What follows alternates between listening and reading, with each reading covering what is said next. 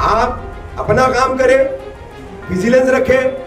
आपके पास टीमें हैं, बड़े बड़े क्रैप कटर लगा करके आप बड़ी बड़ी बिल्डिंग है जो डेमोलिश कर दे रहे। माँ बहनें रोती बिलखती रह जा रही है, आप डेमोलिश कर रहे हैं। हमको कुरान ने क्या हुक्म दिया है, आका नबी करीम सल्लल्लाहु अलैहि वसल्लम की हदीस ने क्या हुक्म दिया है?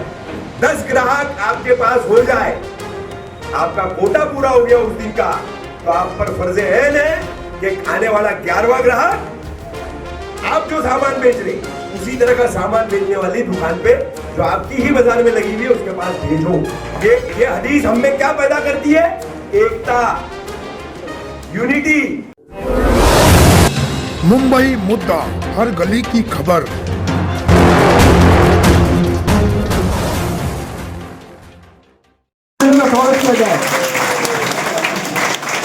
स्टैंडिंग ओवेशन देना चाहिए रवि पंडित सर को। आगे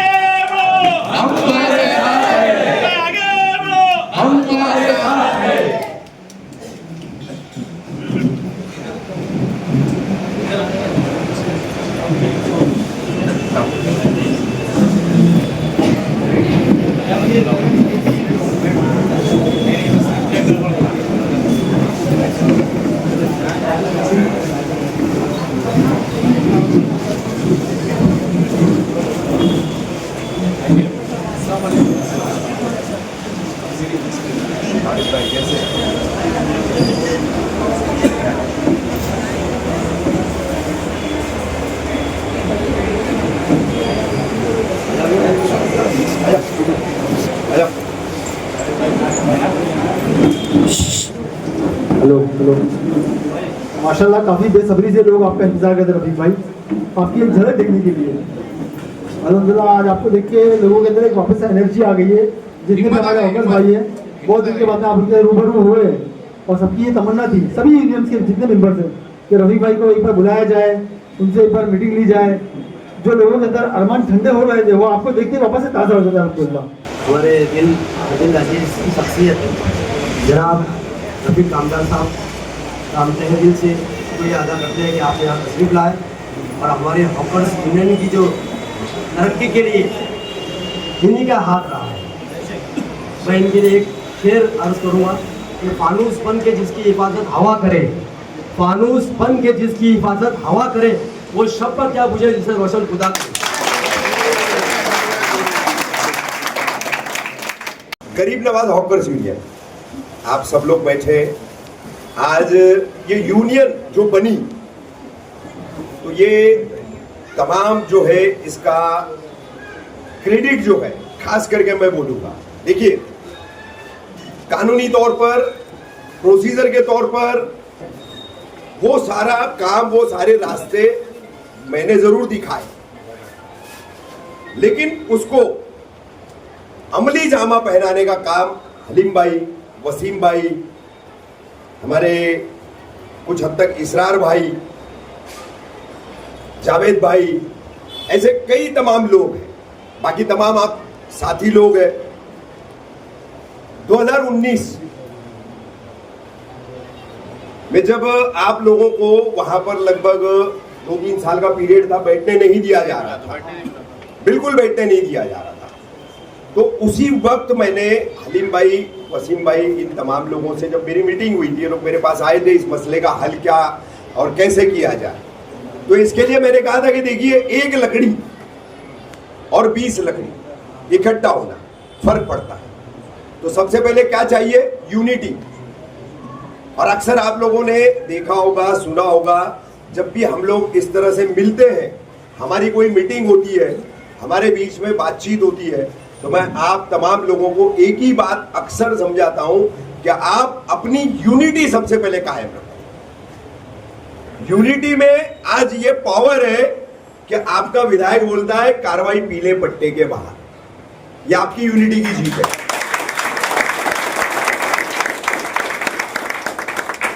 गुमरा बाजार, कौसा बाजार छोड़ेंगे, ये 2 जगह छोड़ेंगे तो पूरे शहर में सिर्फ मान्यता किसको थी? Gulab park. Rajiv Gandhi hawkers union उस मार्केट को चलाती है, सिर्फ उसको मान्यता थी हमारे चौथे टर्म के आमदार विधायक जितेंद्र आवाड़ भी जो है सिर्फ उसी को लीगल मार्केट कहते थे, टीएमसी भी उसी को मानती थी, है ना। अब 19 के बाद ही कोरोना भी आ गया, तो कोरोना में हमारे बहुत सारे लोग बढ़ गए जिनके जॉब चले गए, जो बाहर मुंबई, ठाणे, कल्याण, नवी मुंबई ऐसे कई अलग अलग इलाकों में जाते थे छोटा मोटा धंधा कारोबार, या फिर किसी जूते के शोरूम में, कपड़े के शोरूम में, बुटीक में, जहां कहीं भी सेल्समैन का जॉब है, उसकी अपनी नौकरी है, वो किया करते थे। लेकिन वो भी छूट गई, छोटा मोटा धंधा कर रहा आदमी वो भी बंद हो गया। तो हमारे पास उस वक्त तादाद बढ़ गई थी अचानक, है ना अलीम भाई। लेकिन हमारे पास उस वक्त जब 2019 में इन लोगों ने विधायक जितेंद्र आवाड़ से बात करके तनवर नगर फर्म की जगह दी थी मार्केट के लिए, और उसमें जब सब पूरी राजनीति की गई, वो हकरों को देने की बजाय जो मुस्तहिक थे, जो हकदार थे कि 1,500-2 हज़ार रुपए का खर्च है मंडप का और लाइट का, 2,000 रुपए का, उतना दे करके एक हॉकर अपना मंडप जो है बनाता है। तो उसके एवज में अगर 15,000-20,000 का किराया कोई मांगे, इतने दिन का भाड़ा मांगे, तो फिर वो हॉकरों को दी गई सहूलियत तो मानी नहीं जा सकती ना। और हमारी लड़ाई का सबसे अहम मुद्दा क्या था? अब यहां जितने भी आप तमाम लोग बैठे हैं, तमाम जितने भाई बुजुर्ग बहने माएँ जो बैठी है, क्या कोई मुमरा के बाहर का है? क्या कोई मुमरा के बाहर का है? तो अब ये मुमरा का रहने वाला आदमी, ये मुमरा की रहने वाली खवातीन यहां रह करके अगर अपनी रोजी नहीं कमाएगा तो वो कहां जाएगा? सबसे पहला मुद्दा हमारा यही था। दूसरी सबसे बड़ी बात यह थी कि ये जो है आप लोगों को किसी भी तरीके से एक्सेप्ट करने तैयार नहीं थे। एज ए हॉकर्स आप वहां पर धंधा कर सकते हो।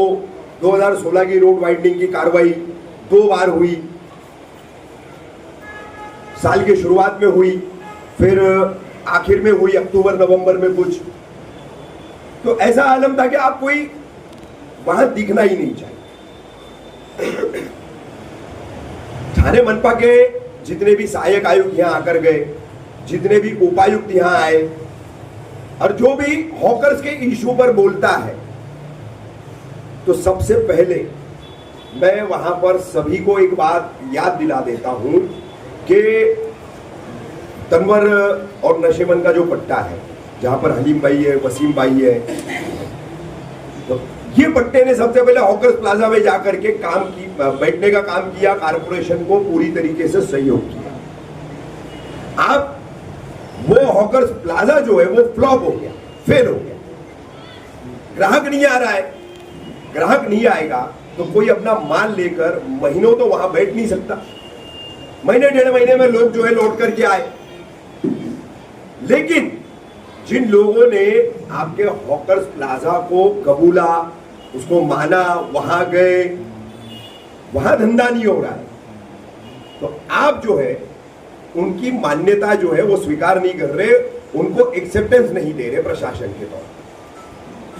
क्योंकि उस वक्त यूनियन नहीं थी, उस वक्त यूनियन नहीं थी। इसीलिए मैंने कहा यूनियन बनाओ, यूनियन बनाओ। और शुरू से मेरी पेशकश रही कि आप लोगों में से ही उसके तमाम पदाधिकारी होने चाहिए। कोई ऐसा नहीं कि भाई इधर का कोई बड़ा है, उधर का कोई बड़ा है, कोई पॉलिटिकल पार्टी से जुड़ा हुआ है तो उसके मातहत वो यूनियन चलाई जाए। तो वहां फिर आपका इस्तेमाल राजनीतिक तौर पर होता है। इतना अच्छा बड़ा क्राउड है मुमरा कौसा के अलग अलग इलाकों में, अलग अलग एरिया में रहने वाले आप तमाम लोग, तो हर किसी के लिए एक बहुत बड़ा सरमाया बन जाता है राजनीतिक तौर पर, खास तौर पर। तो ये यूनिटी जो है वो सबको आने के लिए मजबूर करती है। कई लोग आए, कुछ हमारे कुछ साथियों के जरिए उन्होंने कोशिशें की पॉलिटिकली इस यूनियन को वो काबिज करे, पॉलिटिकली जो है वो तुम लोगों को बांधे रखे। कुछ अरसे के लिए मैं नहीं था, उस वक्त ये मसले खड़े हुए तो वसीम भाई, अलीम भाई फोन पर पूरा अपडेट देते थे, पूरी बातचीत होती थी। तो पॉलिटिकली अगर हम जाएंगे तो फिर हम हॉकर नहीं रह जाएंगे। हम अपना घर परिवार चलाने के लिए हमारी और तमाम यहाँ के जितनी पॉलिटिकल पार्टियां हैं सबकी मांगे हॉकर जोन दो, हॉकर जोन दो, सालों से ये मांगे। उसी के चलते वो हॉकर्स प्लाजा बना था 8 करोड़ रुपए खर्च करके, 8 से 9 करोड़ रुपए खर्च हुए थे, सब पैसे मिट्टी हो गए। अब आपको सुप्रीम कोर्ट की हॉकर्स पॉलिसी के तहत, जो शुरू से मैं कह रहा हूं अली भाई, और जैसे कि मेरे भाई अनिप कामदार, उन्होंने भी हॉकर्स के मसलों के ऊपर बहुत सारा काम किया है, बहुत सारे आरटीआई उन्होंने डाले हैं, बहुत सारी चीजें उनकी तरफ से भी चलती रहती है। तो उसका एक ही निचोड़ है कि हॉकर्स का जो जोन है वो चंद दूरी पर जो है वो सड़क पर ही होता है, वो सड़क पर ही होता है। तो आज हमारे पास पुलिस स्टेशन से आगे हम आते हैं, हम लगभग शिमला पार्क तक चले जाएं या वाई जंक्शन तक चले जाएं, तो दो बार की 2016 की रोड वाइडनिंग की कार्रवाई ने रोड इतना चौड़ा कर दिया कि आप वहां पर जोन बना सकते हो। अब देखो इलीगल पार्किंग चल रही है ना, 500, 200, 700 रिक्शाएं जो है मेक कंपनी में आप चले जाओ, वाई जंक्शन के पास आप चले जाओ, बीच बीच में छोटे छोटे स्पॉट आपको मिलेंगे, 15 रिक्शा, 20 रिक्शा, 50 रिक्शाएं खड़ी है। कहां है? रोड पर ही है ना। और बाकायदा उसका पार्किंग का पैसा लेकर के वो पार्किंग चलाई जा रही है। कौन चला रहा है? म्युनिसिपल कारपोरेशन थोड़ी ना चला रही है। म्युनिसिपल कारपोरेशन ने कोई अलॉटमेंट ही नहीं किया है। आलम तो यह है कि जो दिव्यांग नहीं है वो भी आज दिव्यांग का स्टॉल लगा रहा है, और उसमें हो क्या रहा है? मोटर बाइक के स्पेयर पार्ट्स बेचे जा रहे हैं, वहां पे गैरेजेस चलाई जा रही है। भाई दिव्यांगों के लिए जो पॉलिसी है कहां पर है? ठाणे मनपा प्रशासन बताए ना। और उसकी जो अलॉटमेंट की जगह है, कोई भी हमारे यूनियन में जो भी दिव्यांग सदस्य होंगे, उन्होंने अगर उस पर काम नहीं किया है तो वो दिव्यांगों से जाकर के देखे, पूछे, उनको जो उनके फिजिकल डिसेबिलिटी का जो सर्टिफिकेट मिलता है, दिव्यांग होने का प्रमाण पत्र जिसको कहते हैं, वो प्रमाण पत्र मिलने के बाद उसको जब पूरी टॉप टू बॉटम मंजूरी मिलती है कि इसका खोमचा या इसका बाकड़ा या छपड़ी जो भी कह लो, वो कहां लगेगी, उसका एक अलॉटमेंट होता है। आज अलॉटमेंट कहीं और है, वो स्टॉल्स लग रहे कहीं और है।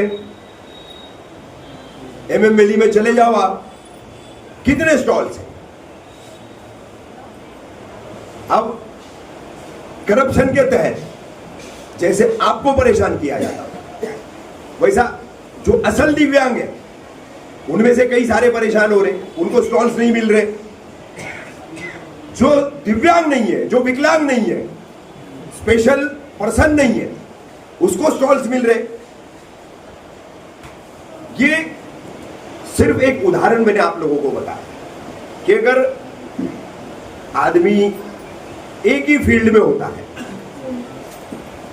और जब वो बटा हुआ होता है ना, तो उसकी कोई सुनवाई करने वाला होता नहीं है।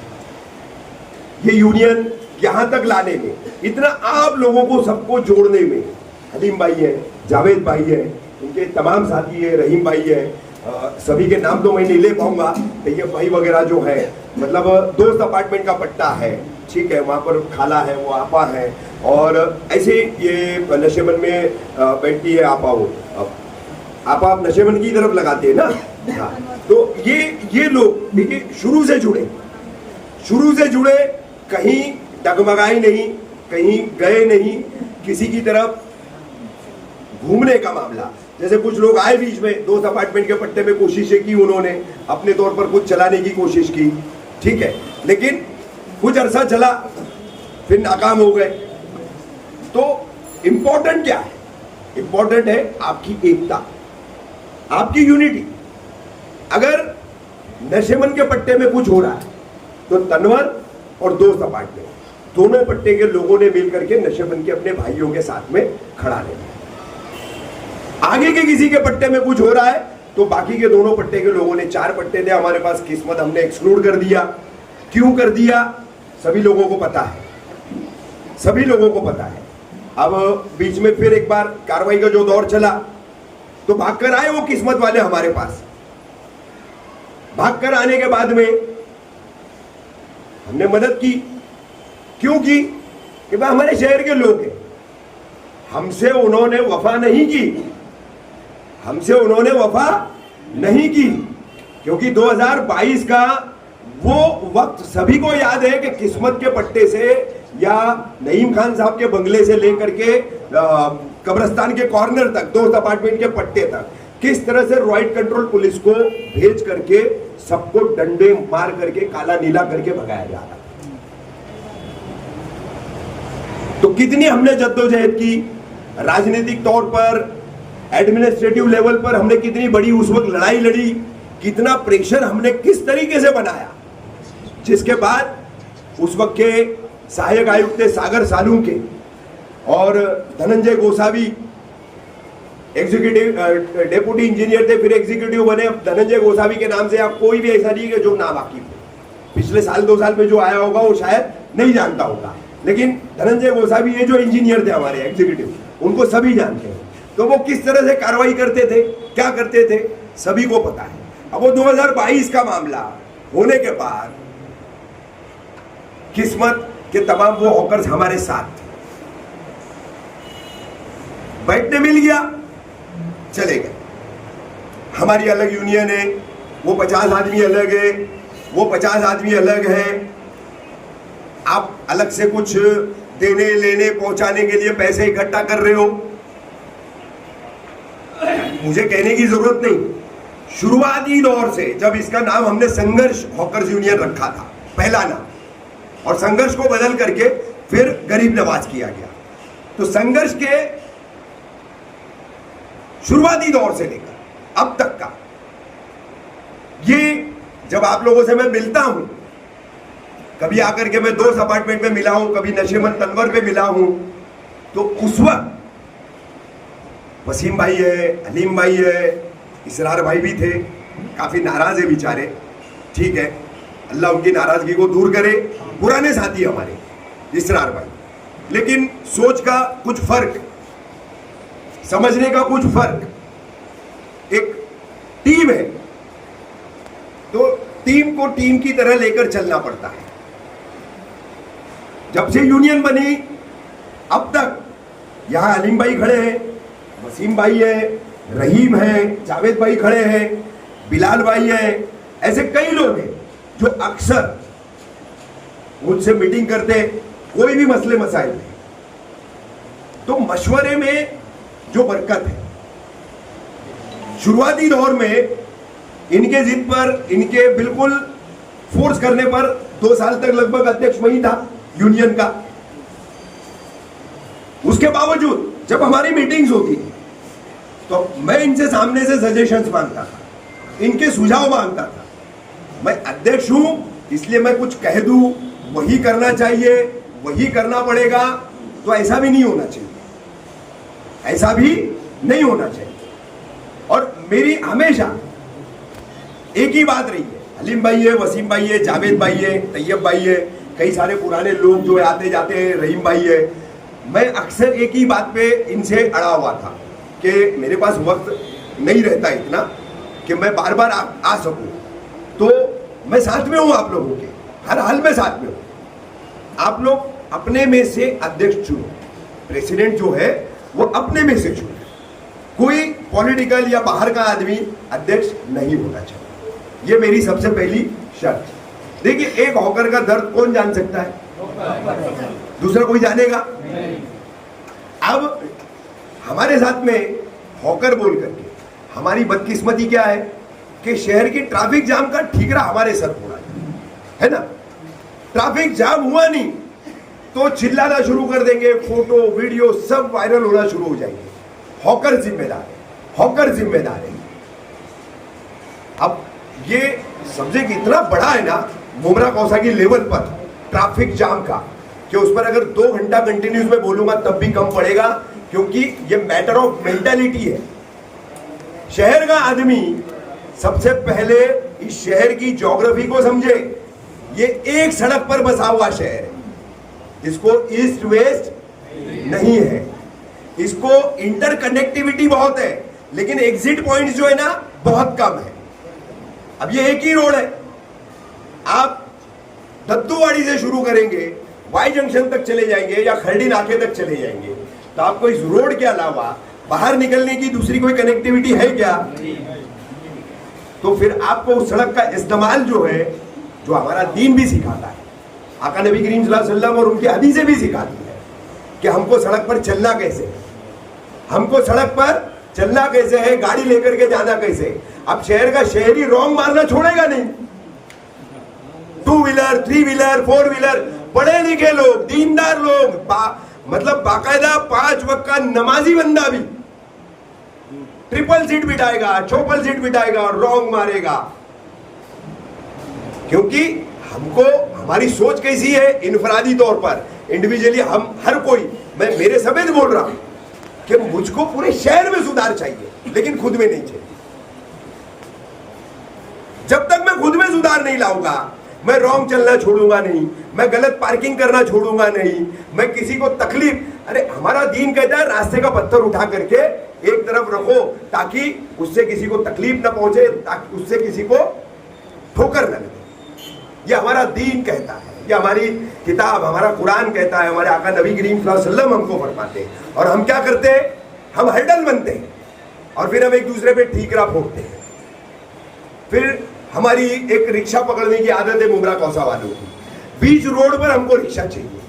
प्रेग्नेंट औरतों को मैंने देखा है, बात किया हूं, कम उम्र की है, बोला बेटा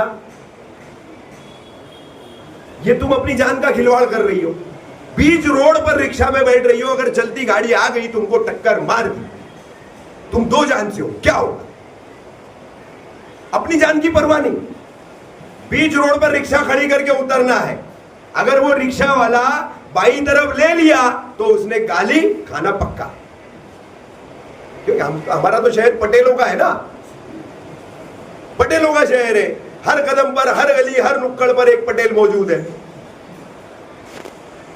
और फिर माफ करना, हमको सोचना पड़ेगा, अगर बात करेंगे दीनियत की, बात करेंगे कौमियत की, तो फिर सोचो कि हम मुसलमान कितने हैं और मियां भाई कितने।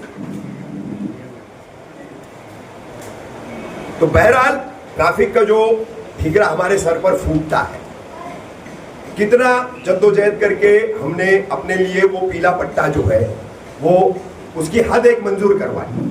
अब पीले पट्टे के बाहर जो बैठ रहे, अक्सर वो कहते आप लोगों की जिम्मेदारी है, आप उनको बैठने मत दो। भाई पीले पट्टे तक आपने हमको टेम्पररी अलॉटमेंट किया है, मैं फिर दोहराऊंगा, टेम्पररी, यानी कि वहां पर आपने हमको कोई ऑफिशियल हॉकर जोन बनाकर नहीं दिया है, हम टेम्पररी बैठे। जैसे गुलाब पार्क टेम्पररी है, वैसे बाकी के पीले पट्टे भी। अगर आप ऑफिशियल हमको बता दो कि फला जगह ये लीगल है, हमने इनको परमानेंट बिठाया है एकदम, तो फिर हम आगे आपसे बात करेंगे, फिर वो लड़ाई शुरू होगी। अब बाहर तमाम धंधे वालों को मैं एक बात यहां कहना चाहूंगा, देखिए अल्लाह आपके नसीब की रोजी आपको देता है, जितना अल्लाह ने लिखा है, तय किया है, वही मिलेगा, है ना। तो ये लालच मत रखो कि हम पीले पट्टे में बैठे हैं तो हम आगे भी धंधा लगाएं, हम आगे भी धंधा लगाएं। बिल्कुल इस बात पर है ना, खुद पे कंट्रोल करो, खुद पर रोक लगाओ इस पर कि हमारा पीला पट्टा है, हम अंदर बैठे हैं, तो अब हमको आगे की जगह खाली है, फायदा उठाना है, तो हम पीले पट्टे के बाहर लगा रहे, फिर वो सीधे चला जा रहा है सफेद पट्टे तक मामला है। तो ये खुद पर सबसे पहले रोक लगा। अब पिछली बार प्रभाग समिति की मीटिंग आप लोगों ने देखी होगी, खबरें वबरें आई उसके ऊपर बहुत सारी, तो वहां पर भी कार्रवाई की जो बात हुई वो पीले पट्टे के बाहर, कि पीले पट्टे पर के बाहर जो लोग बैठते हैं, जो ऑफिस लगाते हैं पूरा, उन पर आपको कार्रवाई करनी है। ये हमारी जिम्मेदारी पहले भी नहीं थी, आज भी नहीं है, आगे भी नहीं रहेगी, कि पीले पट्टे के बाहर बैठने वालों को कौन निपटेगा। तो उनको ठाणे मनपा प्रशासन मुंब्रा प्रभाग समिति कार्यालय ही निपटेगा, उनका अतिक्रमण निष्कासन विभाग ही निपटेगा। ये हमारी जिम्मेदारी नहीं है। लेकिन आपको सहयोग की जरूरत है, आपको कोऑपरेशन चाहिए। जितना हमसे हो सकता है उतना कोऑपरेशन, उतना आपको जो है सहयोग हम करेंगे। लेकिन आप अपनी जिम्मेदारी हम पर थोप देंगे। मैं विधायक जितेंद्र आवाड, जितने भी पूर्व नगर सेवक हैं, अभी हमारे यहाँ के मुंब्रा प्रभाग समिति के AMC assistant municipal commissioner Ganesh Chaudhary 2-2.5 महीना हुआ है उनको नए आए हैं, और जोन के जो हमारे नए डीएमसी है सचिन साहब, इन सबको एक ही बात कहूंगा कि पीले पट्टे के बाहर बैठने वाला कोई भी धंधे वाला हॉकर, वो हटाना, उसको देखना, उस पर कार्रवाई करना, ये आपकी जिम्मेदारी है। गरीब नवाज हॉकर्स यूनियन और उससे जुड़े हॉकर्स की जिम्मेदारी नहीं है। आप अपना काम करें, विजिलेंस रखें, आपके पास टीमें हैं, बड़े बड़े क्रैप कटर लगा करके आप बड़ी बड़ी बिल्डिंगें जो डेमोलिश कर दे रहे है ना, मां बहनें रोती बिलखती रह जा रही है, आप डेमोलिश कर रहे हैं। आप इतना बड़ा काम करके दिखा रहे हैं लोगों को बेघर करने का, लेकिन लोगों को चलने के लिए जो है आपकी मान्यता के मुताबिक पीले पट्टे के बाहर बैठने वाला हॉकर आप हटा नहीं पा रहे, और उसका ठिकरा आप हम पर फोड़ रहे। इसीलिए मैंने आप लोगों से भी गुजारिश की कि आगे धंधा लगाने की लालच मत रखिए। आगे धंधा लगाने की यानी पीले पट्टे के बाहर, वो लालच मत रखिए। देखिए, सोच जब एक जैसी नहीं बन पाती है ना तो मुश्किलात होती है। अगर शुरू में किस्मत वालों ने थोड़ा सा अलग लाइन पकड़ी, वो अलग लाइन नहीं पकड़ते तो आज जितने बेचारे इधर उधर होकर के धंधा करना पड़ रहा है ना जिनको, उन पर ये नौबत नहीं आती, एडजस्ट हो जाते, एकोमेंडेड हो जाते। हमने एक पॉलिसी क्या बनाई थी कि चारों पट्टों में, पीले पट्टे के अंदर हम सबको एक जैसी जगह का अलॉटमेंट करेंगे। अब कोई 6x8 में फैला हुआ है, कोई 2x4 में फैला हुआ है ना, यानी कि भाई मेरे पीछे इन्वेस्ट करने वाला, फाइनेंस करने वाला या मुझे माल देने वाला जितना बड़ा उतना मेरा धंधा बड़ा। तो आपका दीन आपको क्या सिखाता है? हमको कुरान ने क्या हुक्म दिया है, आका नबी करीम सल्लल्लाहु अलैहि वसल्लम की हदीस ने क्या हुक्म दिया है? 10 ग्राहक आपके पास हो जाए, आपका कोटा पूरा हो गया उस दिन का, तो आप पर फर्ज ऐन है कि आने वाला 11वां ग्राहक आप जो सामान बेच रहे उसी तरह का सामान बेचने वाली दुकान पे जो आपकी ही बाजार में लगी हुई है उसके पास भेजो।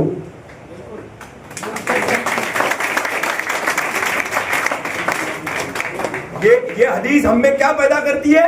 एकता, यूनिटी, एक दूसरे की फिक्र, एक दूसरे के फैमिली की फिक्र, एक दूसरे के परिवार की फिक्र। आका नबी करीम सल्लल्लाहु अलैहि वसल्लम की ये हदीस हम में वो जज्बा पैदा करती है। लेकिन हम अपने फायदे में, अपनी खुदगर्जी में सब कुछ मुझे ही लपेटना है, सब कुछ मुझे ही लेना है।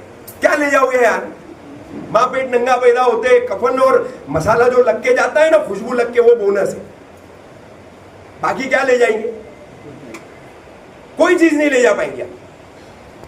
कम से कम हम अपने साथियों के लिए, अपने भाइयों के लिए एक अच्छी साफ सुथरी सोच तो रख सकते।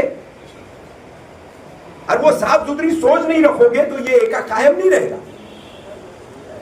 ज्यादा कमाना, ज्यादा मुझे कमाना है, ज्यादा मुझे कमाना है, जितनी जिम्मेदारी है आपकी, परिवार का खर्च चलाना है, बच्चों का एजुकेशन है, बीमारियां हैं, 100 तरह के खर्च होते हैं। हर एक फैमिली के पीछे, उसको चलाने वाले के पीछे 100 तरह के खर्च होते हैं। लेकिन जब हमारा यकीन है कि रोजी का देने वाला वो रज़्ज़ाक है, तो इस तरह के लालच का मतलब क्या? मत करो। न पीले पट्टे के आगे सफेद पट्टे तक खुद धंधे लगाओ, जो लगाएंगे उन पे प्रशासन कार्रवाई करेगा। पिछले एएमसी थे तो अलीम भाई, वसीम भाई, ये तमाम जाकर के उससे बराबर राब्ते में थे। अब ये गणेश चौधरी से भी मुलाकात हुई है ना आप लोगों की, तो उससे भी मिले हैं। तो ये देखो 2-3 लोग हैं। अब ये कौन है? आप जैसे हॉकर्स ही है ना, लेकिन आप लोगों के पीछे वक्त दे, यहां से लेकर के आपके तमाम हॉकर्स के फॉर्म भरवाना, उसका बायोमेट्रिक करवाना, जिनका बायोमेट्रिक अभी तक नहीं किया गया, रुका करके रखा गया था, उन लोगों के लिए जद्दोजहद करना। तो ये आप लोगों को जो है इतना सारा काम करके दे रहे, तो थोड़ा सा एक नजरिया ये भी रखिए कि हमारे जैसे ही हॉकर्स है, अलीम भाई जो हमारे अध्यक्ष बने, हमारे जैसे हॉकर्स ही है, वसीम भाई, जावेद भाई, इनके बाकी के तमाम साथी, बिलाल भाई है, रहीम भाई है, ये तमाम लोग, इनके भी धंधे। लेकिन टाइम निकाल करके थाने कारपोरेशन 5 पाखाड़ी हेड ऑफिस जाना, मुबरा प्रभाग समिति कार्यालय जाना, जहां जरूरत पड़े, कोर्ट की जरूरत है, बीच में यूनियन के रजिस्ट्रेशन के लिए तो लगातार दौड़ना पड़ रहा था। तो सब जगह वो जाते हैं, अपना धंधा छोड़ना पड़ता है ना उनको, या किसी के सुपुर्द करना पड़ता है। कभी घर में कोई अवेलेबल नहीं है, कोई भाई नहीं है कि आज बैठ नहीं सकता है, तो नुकसानात वो लोग भी उठाते, नुकसानात जाती तौर पर वो लोग भी उठाते। लेकिन कभी वो लोग आपसे शिकायत करते हैं क्या? नहीं करते। तो आप लोग भी जो है इस तरीके से ऐसी सोच को लेकर के चलो कि आप में देखिए डिफरेंसेस ऑफ ओपिनियन होना चाहिए। मेरी सोच अलग अलग होती है, सोच किसी भी मुद्दे पर, किसी भी इशू पर अलग अलग हो सकती है, लेकिन उस सोच की वजह से जो है आप में मनमुटाव नहीं होना चाहिए, आप में कोई तनाव नहीं होना चाहिए, किसी तरह का आपसी टकराव नहीं होना चाहिए। बात है कोई आपस में कुछ लग रहा है, बैठिए, बात कीजिए एक दूसरे से। एक दूसरे से बात करने से दिल भी हल्का होता है और बात भी हल्की होती है, और उसमें से रास्ता निकल करके मसला खत्म भी हो जाता है। तो अब सफर जो है हलीम भाई और वसीम भाई और उनके तमाम जितने भी साथी है, जावेद भाई है, ये सब यूनियन का लेकर के चल रहे, आगे बढ़ रहे हैं। आप लोग इसी तरीके से इनके साथ में कायम दायम रहिए। देखिए इसमें साथ में बने रहना, साथ में बने रहना, इस काम को मजबूती देते रहना, ये हर एक का इंफरादी फायदा है। आप जितने भी बैठे ना, सबका फायदा, सिर्फ इनका नहीं है, या इनका चुनिंदा आप में से 10, 20, 25, 50 साथ देंगे तो उनका नहीं है, हर किसी का फायदा है। जब शुरुआत किए थे कितने लोग थे हलीम भाई? गिने चुने, शुरुआत किए गिने चुने लोग थे, लेकिन अल्हम्दुलिल्लाह आज इतना बड़ा कारवां और काफिला बना हुआ। आज प्रशासन को भी सोचना पड़ता है ना, प्रशासन मनमानी करने पर आता है। जैसे रमजान के दौरान, रमजान से पहले करने की कोशिश की तो हमने दिया जवाब प्रशासन को बताया, तो फिर प्रशासन जो है चुप हुआ, घुट्टों के बल आया। तो ये सिर्फ एकता कराती है, सिर्फ एकता। इस एकता को कायम रखो। अपनी यूनियन के जो अध्यक्ष है, जनरल सेक्रेटरी है, ट्रेजरर है, ये तमाम जितने भी लोग हैं, बाकी जितने एक्टिव मेंबर्स हैं, ये देखिए किसी भी तरह को कोई धंधा नहीं कर रहे। आप लोग देखते हैं और भी यूनियनें चल रही है, कितना पैसा लिया जाता है, जगह भाड़े पे कैसी दी जाती है, उससे कितना पैसा लिया जाता है, लाइट का अलग क्या, बाकी की बहुत सारी चीजें हैं। कौन ऐसा है जिसको नहीं पता है? लाखों रुपए की महीने की उगरानी है, लाखों रुपए। आप क्या दे रहे यूनियन को? जोर की आवाज में मुझे बताओ, क्या दे रहे? 300 रुपया महीना, 10 रुपया पर डे, है ना? क्या भारी है 10 रुपया, मुझे बताइए। अब आपके लिए हॉकर्स के फॉर्म जो है वो फिर से रिलीज करवाना, आपके बायोमेट्रिक के लिए दौड़ना, कभी कार्रवाई के मामला लगातार आते तो उसमें दौड़ना, तो यूनियन के पदाधिकारी दौड़ेंगे तो कब तक अपनी जेब का खर्च करेंगे? और इज्तिमाई लोगों के लिए दौड़ रहे हैं ना, तो इसलिए बिल्कुल एकदम मिनिमम काफी सोच विचार करके हम लोगों ने, जब फर्स्ट टाइम ये बात संघर्ष के ही वक्त से शुरू है, तो उस वक्त जो है सभी हम लोग बैठे थे, तो हम लोगों ने तय किया था कि बहुत ज्यादा नहीं, जितना भागदौड़ के लिए, पेपर वर्क के लिए, ऑफिशियल वर्क के लिए खर्च लगेगा उतना ही पैसा रखो। अब उसमें से भी हमारा एक कंसेप्ट था, लेकिन ये टूट फूट, फिर भागना, मुसीबत निकल गई तो मुंह घुमा लेना, ये जो मेंटालिटी कई लोगों की हमारे सामने जब आई ना, तो फिर हम लोग थोड़ा रुक गए। नहीं तो हमारा कंसेप्ट क्या था, इसी यूनियन के तहत आपका ये जो पैसा इकट्ठा होता है, आपकी ये जो कलेक्शन है, तो हम इसमें जो हमारे जरूरतमंद हॉकर्स भाई हैं,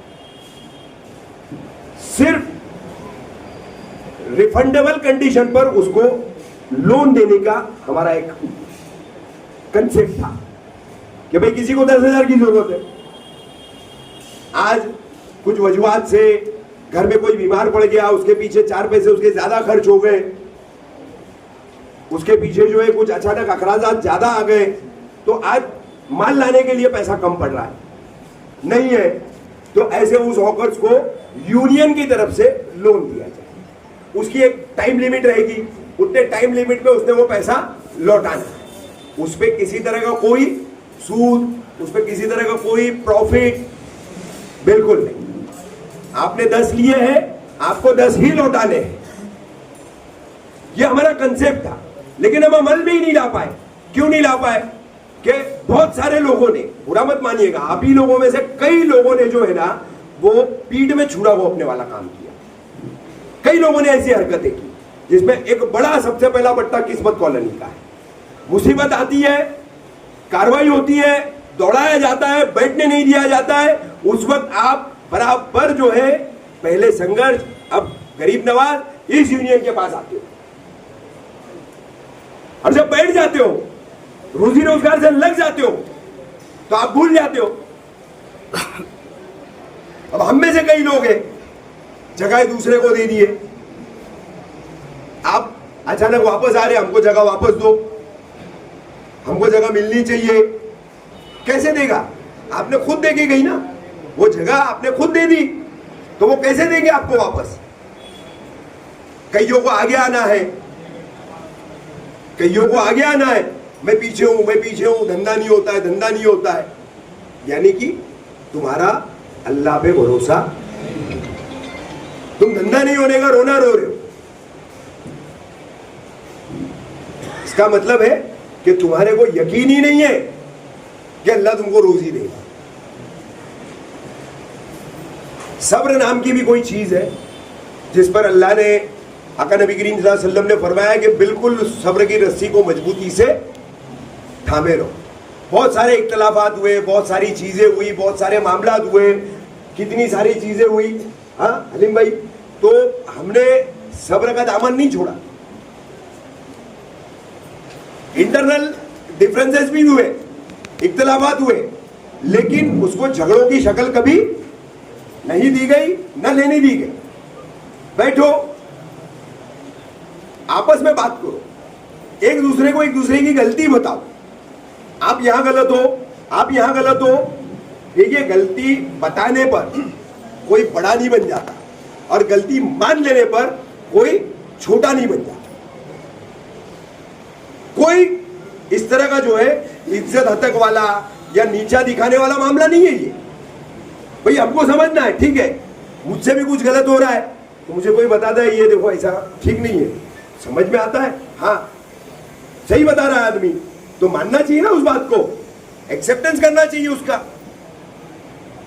तो ये चीजें जो है, एक साझा सोच, एक पूरी आपकी ताकत जो बनाए रखी है, उस साझा सोच को जो है ज्यादा से ज्यादा बढ़ाओ, उसको ज्यादा से ज्यादा जो है मजबूती दो। आपकी यूनियन जिस तरीके से 2019 में, अब नए जो लोग होंगे उनको पता है कि नहीं पता है मुझे नहीं मालूम, जब वो तनवर पर पेट्रोल पंप पर आप लोगों को जगह देने के लिए इनसे बातचीत हुई और फिर अचानक उसका चार्ज दूसरे को दे दिया गया और फिर 15,000, 20,000, 25,000 ऐसे गाले के मांगे जाने लगे। तो उस वक्त अलीम भाई, वसीम भाई, इन लोगों ने मुझे इत्तला दी ऐसा ऐसा सब मामला है। तो पहले दिन से मैं वहां आ रहा था। अब क्या हुआ, खंडनी का केस बना दिए मेरे ऊपर। उसके बाद एक पीठ पर ब्लेड मारा और चला गया, बोला रफीक कामदार ने मुझे मारा ब्लेड से। अरे अल्हम्दुलिल्लाह, अल्लाह ने बहुत सलाहियत, बहुत हैसियत, बहुत ताकत और बहुत मेरे जरिए जो है ना बड़े वसी रखे।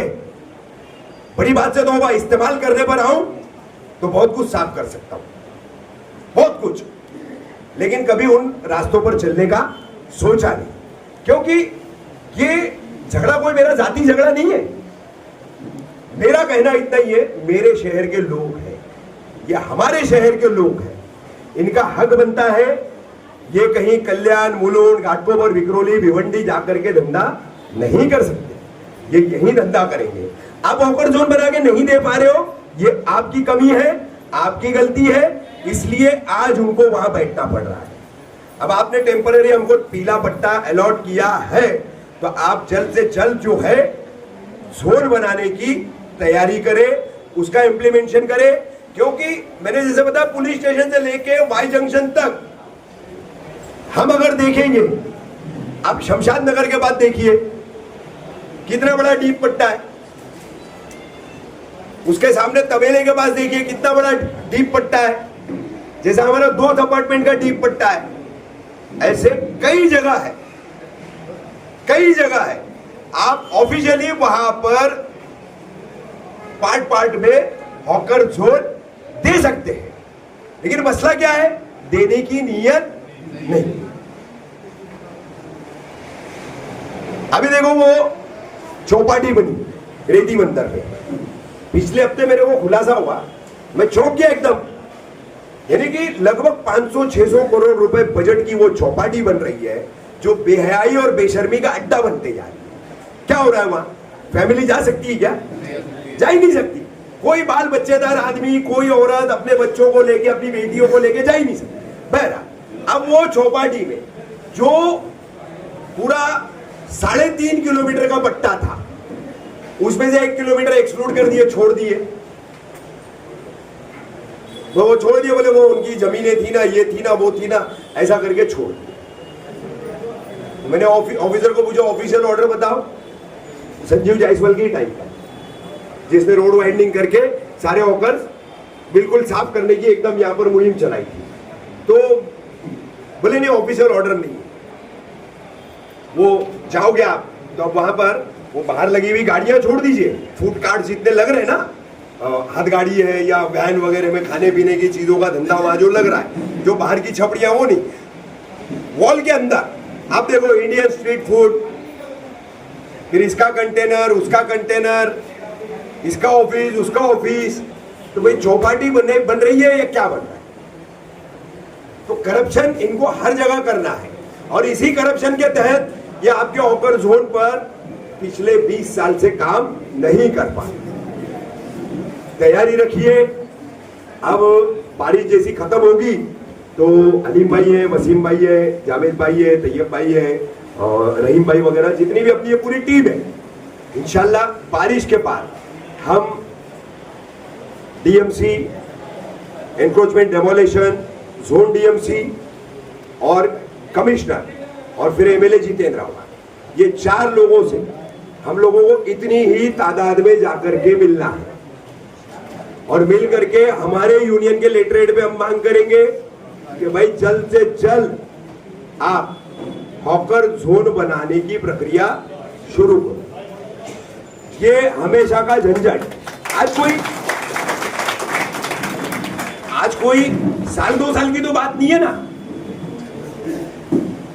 आज लगभग हम कम से कम पकड़े तो 15 से 20 साल का अरसा तो है, 15 से 20 साल है ज्यादा, लेकिन चलिए हम कम पकड़ दे, 2015 से भी पकड़े हम तो आज 10 साल हो गए, 2010 से पकड़ते 15 साल हो गए।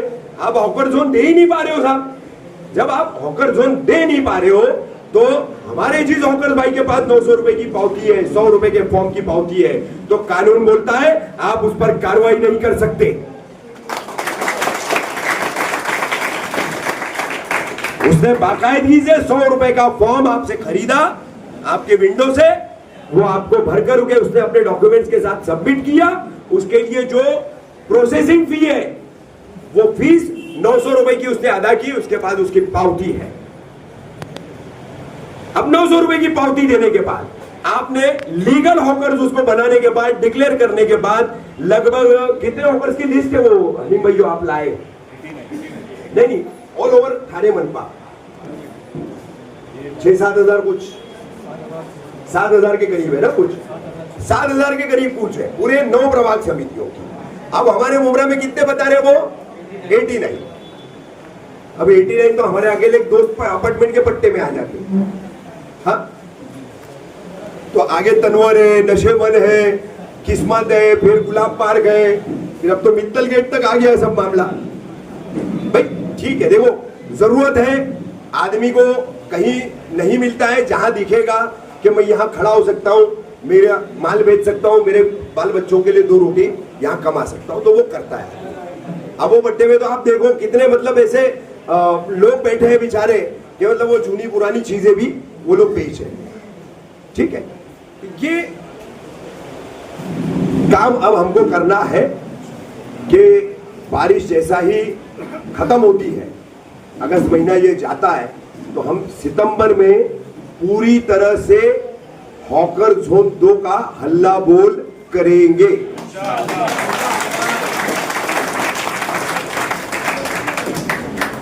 रेडी हो आप लोग सब इसके लिए?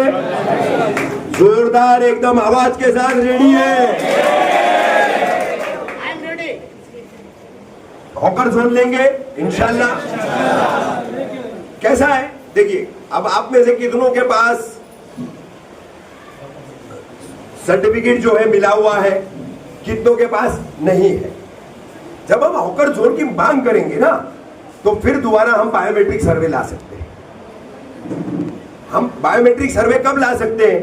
अब जितने भी लोग हैं जिन्होंने 100 रुपए का फॉर्म नहीं लिया, 900 रुपए की रसीद जिनको मिली नहीं फॉर्म सबमिशन के बाद, तो वो तमाम लोगों के लिए जो है फॉर्म शुरू करवाना, उनका बायोमेट्रिक दोबारा करवाना, तो इसके लिए जरूरी है कि पहले हॉकर जोन दो, पहले हॉकर जोन दो।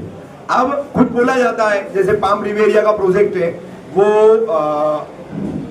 एकोमेंडेड रिजर्वेशन के साथ है, AR पॉलिसी उसको बोलते हैं, डेवलपमेंट कंट्रोल रूल के तहत, DCR के तहत वो पॉलिसी रहती है।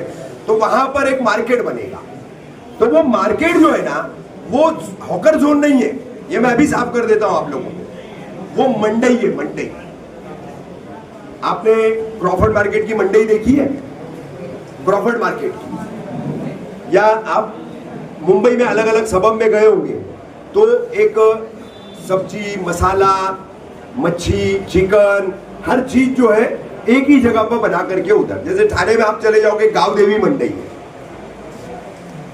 जामली नाका पर आप चले जाओ वहां पर एक मंडई है। तो ऐसी ये कारपोरेशन द्वारा जो है अलॉटेड मंडईज है, और बनाती भी कारपोरेशन है उसको, तो वो मंडई बन रही है। तो वहां पर जो है हमारे सभी हॉकर्स नहीं जा पाएंगे। सभी हॉकर्स, जैसे आप में से कई लोग जो है वो जूता चप्पल का धंधा लगाते हैं, आप में से कई लोग जो है कपड़े का धंधा लगाते हैं, अलग अलग वेराइटी है, तो सारी चीजें वहां एकोमेंडेड नहीं, वो हॉकर जोन नहीं है, वो मंडई है। उस पर कोई मेरी बात हुई थी, मुझसे कहा गया था कि हम लोग बना रहे तो उसको ऐसा हैंडओवर करेंगे, वैसा हैंडओवर करेंगे, तो मैंने कहा ठीक है आप लोग बोल रहे हो, लेकिन ये हॉकर जोन नहीं है, ये मंडई है। तो मंडई को आप हॉकर जोन बना करके कैसा हॉकरों को दे सकते हो, हमारी यूनियन के लोगों को कैसा दे सकते हो? पहला वो प्रोसीजर मुझे आप बताओ, क्योंकि मंडई का कंसेप्ट बिल्कुल अलग होता है और हॉकर जोन का कंसेप्ट जो है वो बिल्कुल अलग है। उसके लिए नियम कानून में थोड़ा फर्क है, इसके लिए नियम कानून में थोड़ा फर्क है। और हॉकर्स का धंधा जो है वो मंडई में कभी होता नहीं है, उसका धंधा जो है सड़क के ही जोन पे।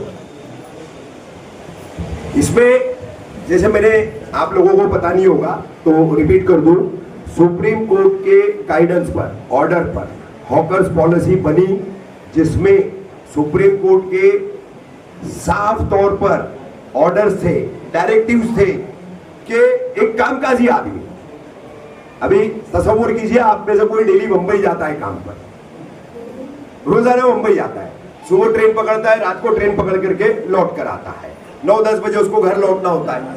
तो उस वक्त घर से फोन आता है कि ये चीज नहीं है, वो चीज नहीं है, आते हुए लेते आना। ये बात सुप्रीम कोर्ट ने पॉइंट आउट करके कही है, जो मैंने अभी आपको बताई, कि काम पर से लौटने वाला आदमी 2-5 किलोमीटर और दूर किसी बाजार में नहीं जाएगा। वो घर जाते हुए जो रास्ते में हॉकर से सब्जी वाले हैं, मसाले वाले हैं, इमिटेशन वाले हैं, ग्रोसरी वाले हैं, जो भी है, जितनी भी वैरायटी फैकल्टी है, उस वहीं से वो खरीदी करके घर पर जाएगा, तो वो अलग से मार्केट में नहीं जाएगा। ये ऑब्जर्वेशन सुप्रीम कोर्ट का। तो सुप्रीम कोर्ट ने उसी के तहत बोला कि आपको सड़क पर ही जोन देने हैं, लेकिन उसके डिस्टेंस को मेंटेन करते हुए। भाई 100 मीटर दूरी पर एक है, फिर अगले 100 मीटर दूरी पर एक है। जैसे कि एक लाइन बन गई है हमारे यहाँ, अभी हमारे यहाँ जो है एक लाइन बन गई है, यहां से हम शुरू करेंगे अमृतनगर से, मित्तल के नाके से, तो हम कब्रिस्तान था, तो ये एक पूरा घेटो बन गया ना, घेटो बन गया। अब यही घेटो अगर हम पार्ट में इसको जोन में डिवाइड कर देंगे तो गर्दी भी डिवाइड हो जाएगी, भीड़ भी डिवाइड हो जाएगी। वो भीड़ जो है वो एक ही पट्टे में नहीं आएगी पूरी। हाँ, रमजान में कोई इलाज नहीं है, रमजान में कोई इलाज नहीं, रमजान में पूरा शहरी जोन है, साफ बोलता हूं, क्योंकि अब जरूरतमंद लोग इतने बढ़ चुके हैं, महंगाई बढ़ रही है, चीजों का मामला ऐसा हो गया है, कमाई कम होती जा रही है लोगों की, तो आदमी कैसे गुजारा करे। त्योहार का मामला रहता है, रमजान का मामला रहता है, रोजे रखने होते हैं, घर में बाल बच्चे बीवी सभी रोजे रखते हैं, तो आदमी सोचता है कि कहीं से तो मैं 2 पैसे कमा लूं और अच्छे से कमाऊं, कहीं डाका तो नहीं डाल रहा है, कहीं ड्रग्स तो नहीं बेच रहा है, कहीं छीना झपटी तो नहीं कर रहा है, मेहनत करके ईमानदारी से हलाल रिज़्क कमाने के ऊपर उसका जोर होता है। तो इसलिए रमजान में भी जो है, अभी ये रमजान में तो आप लोगों को शायद पता नहीं होगा कि बंबई तक के हॉकर्स हमारे शहर में आए थे, देखे होंगे आप लोगों ने। क्यों आए? वजह यही है कि अब बीजेपी सरकारों ने जो एक ट्रेंड सेट कर रखा है ना, किसी भी स्टेशन के बाहर अब्दुल नहीं चलेगा, किसी भी स्टेशन के बाहर अब्दुल नहीं चलेगा। जाके देख लीजिए आप, नाखोदा मोहल्ला का हाल, क्रॉफर्ड मार्केट, लोहार छाल, उस तरफ के जितने मार्केट्स हैं, बैठने नहीं दे रही है बीएमसी, बीएमसी बैठने नहीं दे रही है, धंधा करने नहीं दे रही है। तो रमजान में हमारे पास ऐसे बहुत सारे ऑफर्स आए, दीवा के ऑफर्स आए, दीवा के ऑफर्स। अमृतनगर में मेरे ऑफिस के नीचे धंधा लगाया उन्होंने अजीम, मेरे ऑफिस के नीचे एक गुजराती है, एक राजस्थानी है, मारवाड़ी, दोनों ने धंधा लगाया, जीन्स शर्ट बेच रहे। मोहल्ले के कुछ बच्चे आए, पैसा दो, इतना देना पड़ेगा। तो करीब में ही वो देखा होगा आप लोगों ने, एक दीनी किताबें इतर वगैरह बेचने वाला आरिफ करके लड़का है, उसका टपरी है, उसकी गन्ने के जूस वाला है, और उसके बाजू में तो आरिफ ने वो बच्चों को बुलाया, चाचू बहुत मारेंगे, हाँ इधर पैसा वैसा मांगने आएंगे ना तो बहुत मारेंगे तुमको, भागो इधर। चाचू ने उनको हाँ बोले लगाने के लिए। अब जगह खाली पड़ी है, कहीं से कोई आया है उम्मीद लेकर के, आस लेकर के, वो हिंदू है कि वो मुसलमान है कि वो ईसाई है कि सिख है, वो नहीं देखना है हमको, वो नहीं देखना है। हमारे दीन ने क्या कहा, कोई आपसे मदद मांगता है और वो मदद का मुस्तहिक है तो उसकी मदद करो, उसकी मदद होनी चाहिए। अब वो गुजराती भाई था, वो राजस्थानी भाई था, मारवाड़ी भाई, दोनों ने अपने अपने धंधे लगाए। अच्छा, वो कहीं और आगे लगा रहे थे, वहां पर उनसे पर डे पहले 1000 रुपया लिया गया और आखिरी 2 दिनों में उनको बोला गया कि अब पैसा बढ़ा के देना पड़ेगा। कितना? 1500 रुपया। उसने बोला भाई इतना तो नहीं दे पाऊंगा मैं। तो ये पहले जीन्स और शर्ट का धंधा लगाने वाला जो गुजराती था, वो भी दीवा का ही, तो उसने उसको बोला अरे मैं जहां लगाता हूं वहां तो पैसा ही नहीं लेते, और कोई अगर आता भी है तो उसको भगा दिया जाता है। अरे बोले कहाँ है, तो दूसरे दिन उसको वो राजस्थानी मारवाड़ी को भी वो लेकर के आया और उसने उधर अपनी जीन्स का उसने भी धंधा लगाया। मैंने दोनों से कहा कि जाकर के दीवा में बताना मुमरा में किस शान से धंधा करके आया।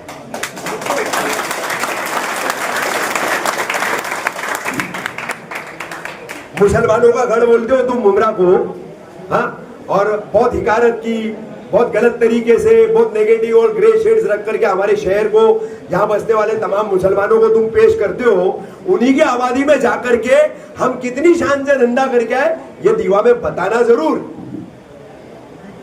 और तुमसे किसी ने यहाँ किराया भाड़ा लिया? बिल्कुल नहीं।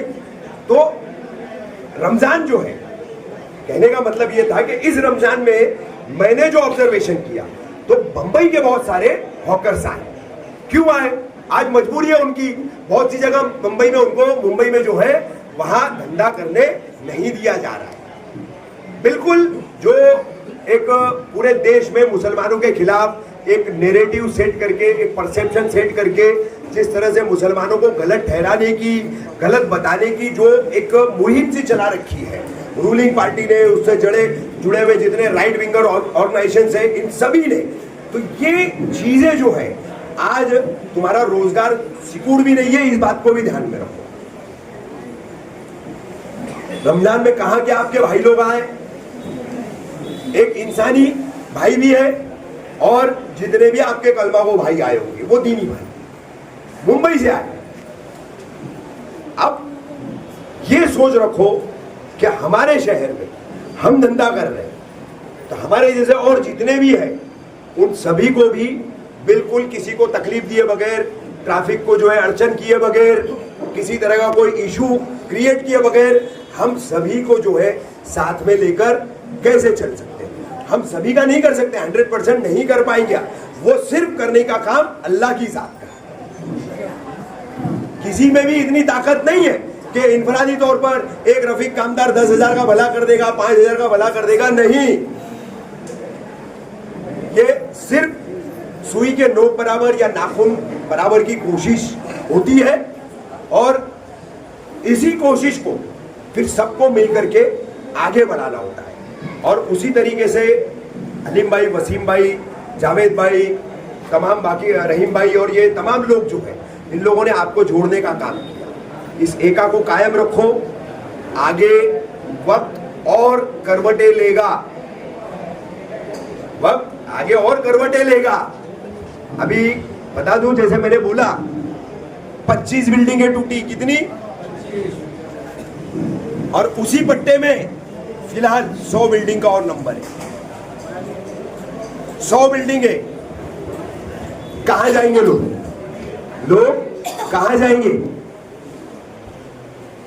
ये बात ध्यान में रखो कि घुमरा कौसा हो या शील हो, वहां का इलीगल कंस्ट्रक्शन थाने म्युनिसिपल कॉर्पोरेशन को दिखता है कब?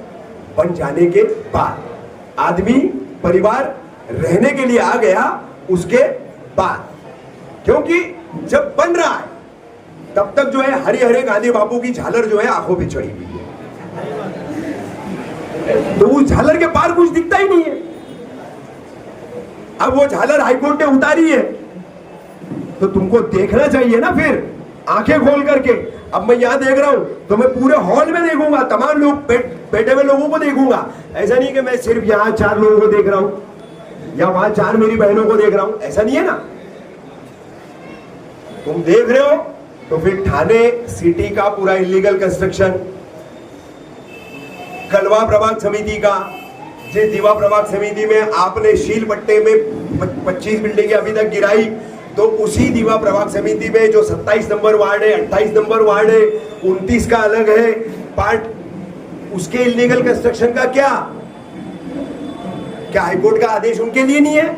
सभी के लिए 9 के 9 प्रभाग समितियां बोली है हाईकोर्ट ने, लेकिन तोड़ा जाएगा सिर्फ दीवा के मुस्लिम पट्टे में और मुमरा कौसा के मुस्लिम पट्टे में। जैसे मैंने बताया स्टेशन के बाहर अब अब्दुल नहीं चलेगा, अब्दुल नहीं चाहिए, ये नारा देके नीतीश राणे जैसे मंत्री संविधान की शपथ खा के बोल रहे हैं। संविधान की कस्में खाई है और इस तरह की बातें कर रहे हैं। तो ये जो ट्रेंड सेट लोगों में हो चुका है ना, बिल्कुल एकदम पोलराइजेशन की पॉलिटिक्स का शिकार होते हुए हमारा तमाम हिंदू भाइयों का जो समाज इसकी जकड़ में आ गया है, तो वो इतना घातक बन गया है कि सालों पुराने बरसों पुराने संबंध भी लोगों के खराब हो गए। तो इसीलिए बोला करवट और आएगी, हालात और बदलेंगे। तो आप लोग जो है ये तमाम चीजों को ध्यान में रखिए। आखिर में इतना ही बोलूंगा, हलीम भाई है, वसीम भाई है, जावेद भाई है, रहीम भाई है, तैयब भाई है, ये तमाम जितने आपके सरकर्दा लोग हैं, इनसे रोजाना राब्ता रखो और आज तक जितना इनका साथ देते आए आगे भी उसी तरह से इनका साथ दो और अपनी एकता को कायम रखो। अल्लाह हाफ़िज़।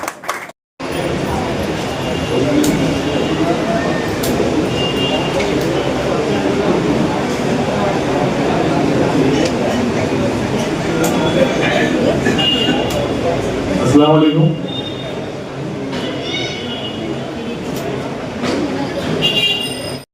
किसी का भी काम हो अल्हम्दुलिल्लाह वो रफीक भाई सबसे आगे रहते हैं और प्लस रफीक भाई ने हम लोग को हमेशा सपोर्ट किए और ये कहा है कि तुम किसी के ऊपर डिपेंड मत रहो, चाहे वो मैं खुद क्यों ना हो। और रफीक भाई के जरिए अल्हम्दुलिल्लाह आज हम लोग की हिम्मत बढ़ी और हम लोग आगे बढ़े और हम अपने से भी बहुत सी चीज़ें कर रहे हैं ताकि वो आगे हर किसी के काम आ सके। और हम हर किसी को बताना चाहते हैं कि तुम भी वो काम करो ताकि तुम भी किसी के मोहताज ना हो सिवाय अल्लाह के। तो ये चीज़ रफीक भाई ने अल्हम्दुलिल्लाह बहुत सपोर्ट किए और रफीक भाई अल्हम्दुलिल्लाह हमेशा हमारे लिए खड़े रहे। तो आज हमारे जो वजूद है, हम जो बैठे हैं, रोजी अल्लाह दे रहा है बेशक, लेकिन कहीं ना कहीं जरिया हमेशा रफीक भाई हमेशा बने रहे और आगे भी बने रहेंगे अल्लाह।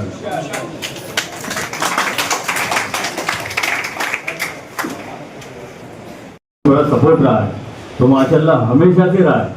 ये यूनियन की जो बुनियाद पड़ी है वो रफीक भाई के जरिए से ही पड़ी है, क्योंकि रफीक भाई के पास हम लोग पहले से, मैं वसीम भाई, हम लोग जाते रहते थे। जैसा कार्रवाई होती तो रफीक भाई को हम लोग पकड़, क्योंकि हमारा सपोर्ट तो नीचे कोई करता ही नहीं है, ना पहले करता था ना आज करता है। एक ही आदमी करता है जो रफीक कामदार। तो उन्होंने, उनके पास हम लोग हमेशा जाते रहते थे। तो बोले भाई तुम लोग यूनियन बनाओ, यूनिटी बनाओ। उनका एक ही सवाल, हम लोग को सवाल था कि यूनिटी बनाओ। तो हम लोग बोले ठीक है चलो यूनिटी बना दे इंशाल्लाह। हम लोग ने यूनियन बनाया। यूनियन बनाने में पूरा सपोर्ट रफीक भाई का था हर तरीके से। उसके अंदर भी हम लोगों को बहुत तकलीफ हुई, हमारे बीच के लोग हमारे दुश्मन बन गए। तकलीफ बोले भाई तुम जी इसको ये बनाओ, वो बोले ये बोले, ये नहीं देख रहे कि सबका भला होगा। तो उसमें भी रफीक भाई ने बहुत सपोर्ट किया माशाल्लाह, कई सालों से सपोर्ट करते आए और आज भी सपोर्ट कर रहे हैं।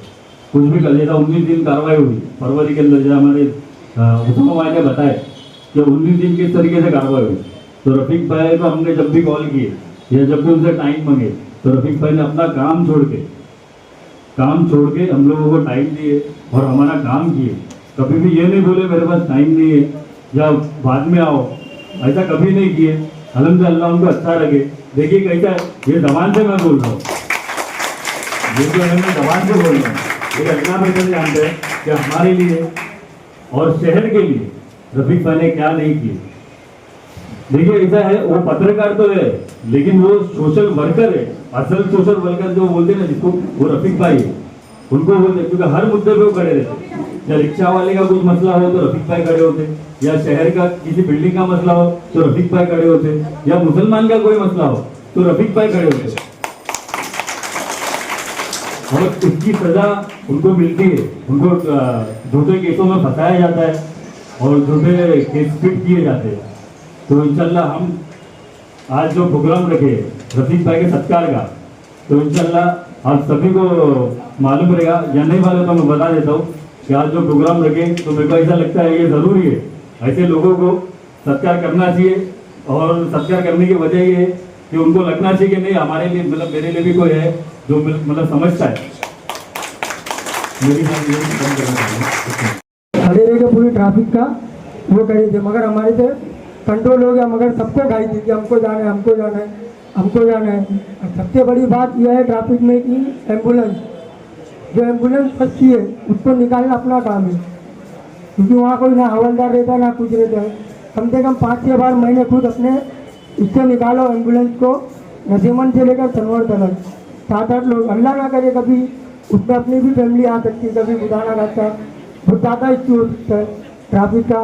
तो हम लोग भी ट्रैफिक पे कुछ हमारी बात हो रही है, तो उसामा भाई हमारे साथ जुड़े हुए हैं, वो हमारे को बहुत चीज़ सिखाए उन्होंने, बहुत चीज़ हमारे को बताया कि लेटर बनाना सब कुछ हम लोग भी कर सकते हैं। जैसे अगर आप लोगों को हमारे साथ सीखना है तो हमारे साथ आइए, हम लोग रोज़ मीटिंग करते हैं 1 से लेकर 3 बजे तक, उसमें हम लोग को सबको मालूम पड़ता है क्या करना है क्या नहीं करना है। बस इतनी बात कहना चाहूँगा कि अपने अपनी जिम्मेदारी से करें, जो भी ट्रैफिक है उसको अपने ऊपर से थोड़ा वो कंट्रोल करिए। और जो पीले पत्ते के बाहर जो धंधा लगता है, जैसे भाई ने बताया कि सब वसीम भाई के आगे सब लोग जो धंधा लगाते, तो खाली वसीम भाई का मसला नहीं है, किस्मत से लेकर पूरा बाकी का तरह कब्रस्तान तक सब जगह लगता है। अगर हम लोग बोलने जाते हैं तो हमारे ऊपर गाली करते, हमारे को बोलते तू कौन है, कहाँ से आया, हम इसका नाम फलाना फलाना वगैरह नाम लेके वो लगाते हैं। तो उसमें हमारी जिम्मेदारी नहीं, वो जिम्मेदारी सिर्फ म्यूनसिपाल्टी की है। जैसे म्यूनसिपाल्टी आते तो आप लोग भाग जाते हैं, तो वैसा अगर म्यूनसिपाल्टी अगर 5-6 घंटा कंटिन्यू अगर खड़े, देखो करने के लिए बहुत कुछ कर सकते हैं, तो क्रांति भी ला सकते हैं। आप क्या चीज़ के लिए तैयार है ये बताइए, हम ये कर सकते हैं, ठीक है। जैसा अभी वसीम भाई भी बता रहे थे कि आप क्या कर सकते हैं ये बताइए। आप लेटर डालने टीएमसी चल सकते हैं हमारे साथ, तो ये किसकी बात करते हैं, बहुत बड़ी बड़ी बातें करेंगे और फिर कुछ कर नहीं पाएंगे, तो फिर वो सही नहीं है मेरे हिसाब से। तो अभी कुछ चीज़ें जो हमने पिछली मीटिंग में तय किए थे, मैं चाह रहा हूँ कि आपकी इजाज़त तो मैं सबके सामने रखना चाहता हूँ कि आने वाले दिनों में हमको करना क्या है। तो उसके लिए हमने 7-8 मुद्दों पर काम करने का सोचे हैं, ट्रैफिक वाले मुद्दे के अलावा की मैं बात कर रहा हूँ। तो एक है कि हम खुद सर्वे करें, और वो सर्वे हम आने वाले हफ्ते में या उसके आने वाले अगले हफ्ते में शुरू करने वाले हैं। सर्वे में जिस तरह से टीएमसी सर्वे करने वाला है उस तरह से हम सर्वे करेंगे, तो आप सभी लोग उस सर्वे के अंदर जुड़ सकते हैं। अभी सवाल ये है कि सर्वे करेंगे कैसे, वो आपको फिक्र करने की जरूरत नहीं है। वो सर्वे कैसा करना है, कहाँ करना है, क्या बोलना है, वो सब आपको सिखाया जाएगा। पहली चीज़ ये होगी। दूसरा है पेपर वर्क। अभी जिस तरह किसी भाई ने भी बताया पेपर वर्क बहुत करना है, तो आपको पेपर वर्क सीखना पड़ेगा। उस सीखने के लिए हमारी यूनियन ने उसके लिए एक बहुत अच्छा तरीका ढूंढी है कि हम बाकायदा, जिस तरह से डेमो की बात कर रहे थे जावेद भाई, आप आके सीख सकते हैं। हम एक दिन लेटर कैसा बनाना है ये सीख रहे थे, एक दिन मेल कैसा लिखना है वो सीख रहे थे, एक दिन आरटीआई कैसा डालना है वो सीख रहे थे।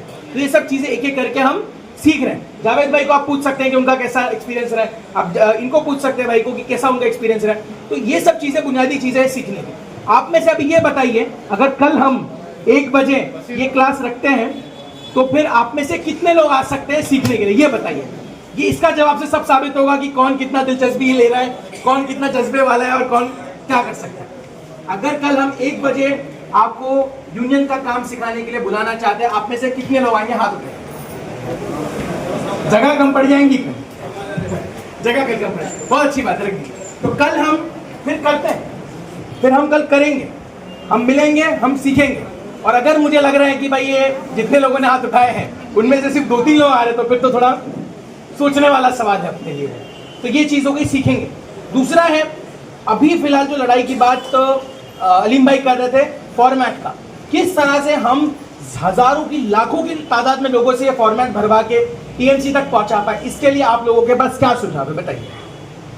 फॉर्मेट कि भाई स्पॉट सर्वे बायोमेट्रिक कराओ, वेंडिंग लाइसेंस दो और इलेक्शन कराओ, ये 3 मांगों को लेकर हमने ये फॉर्मेट बनाए हैं।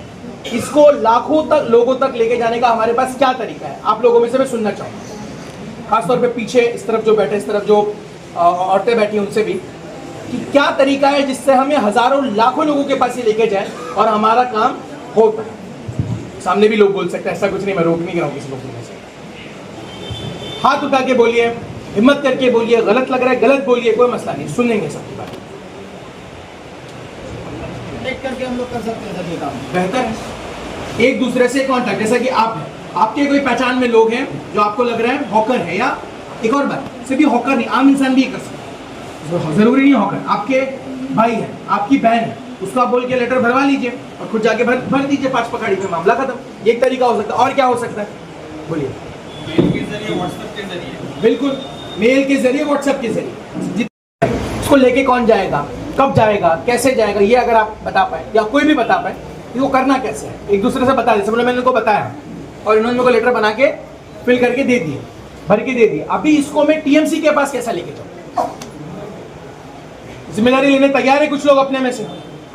कि भाई हम टीएमसी लेके देंगे, बताइए कौन ले सकता है इसकी जिम्मेदारी? हाथ उठाइए। पैसे कौन ले सकता है? यूनियन ही लेके जाएगी, जाने के पैसे यूनियन ही देगी, फिक्र मत करिए। तो हम लोग साथ में चलेंगे। साथ में नहीं, साथ में यही तो है खेल, साथ में तो चलने का कोई बड़ा मामला नहीं। मैं जिम्मेदारी लेता हूँ, मैं मिसाल दे रहा हूँ, मैं उसामा जिम्मेदारी लेता हूँ कि सभी लोगों का लेटर मैं लेके जाके टीएमसी में जमा करूँ। ऐसी जिम्मेदारी कौन लेता है? 2 लोग हमारे बीच में से तैयार हैं जो इस जिम्मेदारी को ले। बहुत खूब, बहुत अच्छा, ये चीज सामने आई है। ये तो हो गया लेटर तैयार करने का। अभी सवाल ये है कि अलीम भाई से लेकर जिसको चाहिए उस तक पहुंचाने की जिम्मेदारी कौन लेगा? कि भाई मैं जिम्मेदारी लेता हूं कि मैं प्रिंट आउट लूंगा और जिसको चाहिए उस तक दे के आऊंगा, इसकी जिम्मेदारी कौन ले सकता है? 2 लोगों ने ले लिया, बहुत खूब। मैं इनके नाम लिख लीजिए वैसे में, नाम तो आपको याद ही नहीं। आपका नाम क्या है भाई? क्या? मुदस्सिर भाई ने जिम्मेदारी ली है कि वो सभी का लेंगे और उनको जमा करेंगे। जी बोलिए। आप भी जिम्मेदारी लें, 2 लोग हमारे पास जिम्मेदारी लेते हैं, बहुत खूब। इसी तरह से सभी जिम्मेदारी लेंगे ना तो ये सब चीजें जितनी भी हम बात करें कब हो जाएगा पता भी नहीं चलेगा। बहुत खूब। उसके अलावा सर्वे का जो सर्वे की जिम्मेदारी कौन ले लेता है कि सर्वे की मैं सब आपको सिखाया जाएगा, सब आपको बताया जाएगा। मुदस्सिर भाई वापस जिम्मेदारी ले लेते हैं। और कौन तैयार है? बहुत खूब, 3 लोग हैं, 3 लोग तैयार हैं। तो ये सभी लोगों के नाम हम हमारे पास तैयार करेंगे और कैसा इसको करना है आगे लेके। लेकिन बाकी जो शांत बैठे हुए लोग हैं, मेरा उनसे सवाल है, आप लोग क्या करने वाले हैं? आप लोगों से सवाल है, खड़े होके बोलिए। जो शांत थे 5 लोग थे जो बोल रहे थे कुछ, बाकी सब शांत थे। 115 लोग, 110-15 लोग शांत हैं। आप लोग क्या करने वाले हैं? हम लोग एक दूसरे के साथ रहेंगे सर, और क्या कर सकते हैं उसमें? और कोई काम नहीं, आप मुझे बताइए आप लोग क्या कर सकते हैं। मैं कैसे आपको बताऊं आप लोग क्या कर सकते हैं? आप लोग बताइए आप लोग क्या कर सकते हैं और इस मुद्दे को मजबूत करने के लिए, यूनियन को बढ़ाने के लिए, अपने जो रोजमर्रा के मुद्दे उस पर लड़ने के लिए आप क्या कर सकते हैं? मुझे जितना मालूम था मैंने आपको बताया। बहुत तैयार करके कैसे तैयार करें? आप लोग फॉलो करेंगे, बताएंगे ना। ठीक, चलो बहुत अच्छी बात है। और क्या कर सकते हैं? आइडियाज आप में से आना चाहिए। मुझे जितना मालूम था, वसीम में भी जितना मालूम था, अली में भी जितना, सब बता दिया आपको। हमारा इससे ज्यादा हम सोच नहीं सकते। आप लोग बताइए और क्या कर सकते हैं और क्या सोचा जा सकता है इस तरह। पीछे बहुत लोग शांत बैठे हैं, पता नहीं क्यों। अच्छा चलिए, यूनियन को बढ़ाने का क्या तरीका हो सकता है? यूनियन मजबूत किस तरह से करेंगे?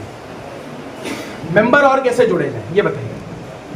सोचिए, मतलब फिर बताइए कौन मसला है।